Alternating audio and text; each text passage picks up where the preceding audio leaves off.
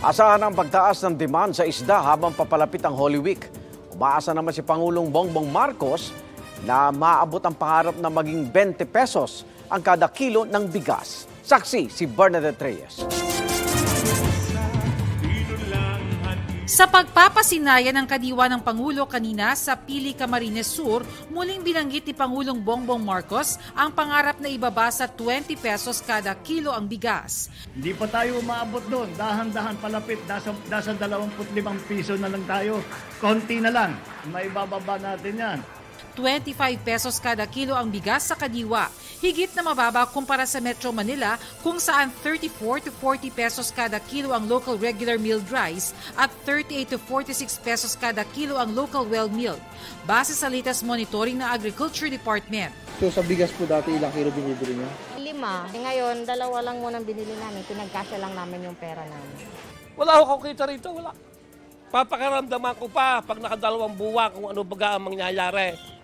Ang isang grupo ng mga co-op dudang malapit nang maabot ang pangarap na maging 20 pesos kada kilo ang bigas, lalo't ang presyo pa nga lang daw ng palay lampas 20 pesos na. 23 pesos na. Palay pa lang po yun, ha? Palay pa lang yun, ha? Pag giniling mo yun, yan ay magiging mga 40 pesos. Kaya yung 25 pesos na bigas, posible yun, pero subsidized ng government. Magpapalugi ang gobyerno. Dapat yung palay mo, mga 12 pesos lang siya. Kung tutusin, achievable siya. Pero kailangan ipasok mo yung lahat ng suporta sa magsasaka mula sa credit, patubig, binhi, pati yung makinarya at all the way hanggang sa marketing. Sinisikap kunin ng GMA Integrated News ang panig ng DA tungkol dito. Asahan naman ang pagtaas ng demand sa isda.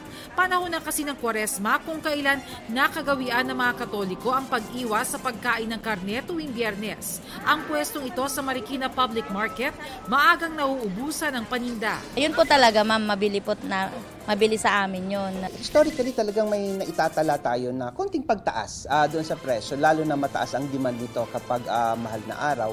Pero again, hindi namin nakikita na talagang malawakang kakulangan or pagtaas ng presyo pagdating doon sa supply ng isda.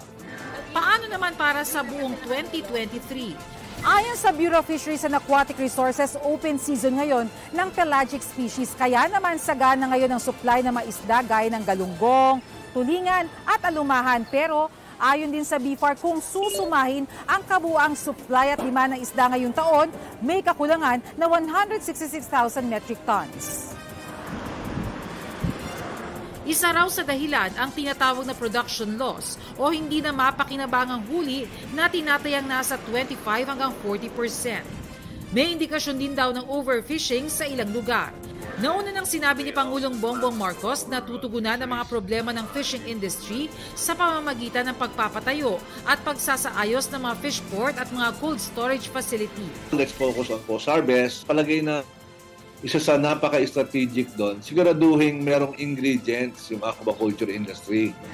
Para sa GMA Integrated News, Bernadette Reyes, ang inyong saksi.